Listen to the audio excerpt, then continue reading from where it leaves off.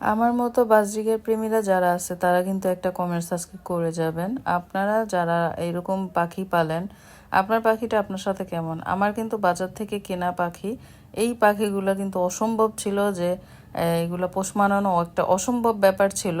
তো আমি হচ্ছে আনার পর থেকে প্রত্যেক দিন অনেক আদর যত্ন ভালোবাসা আছে, আমি চুমা সব কিছু দিয়ে ওদেরকে এতটুকু এনেছি। আর এখন তারা হচ্ছে আমার কাছে সারাক্ষণ থাকে। আমি যেমনি বলি বসে থাকো মিয়া ভাই, মিয়া আপা, এমনি বসে থাকো, বসেই থাকে। আমি ঘাড়ে নিয়ে হচ্ছে রান্নাঘরে কাজ করি, আমার অন্যান্য কাজ করি, তখনও কিন্তু মিয়া ভাই মিয়া আপা আমার সাথে বসে থাকে। এটা হচ্ছে আমার মন পাখি, কলজের টুকরা।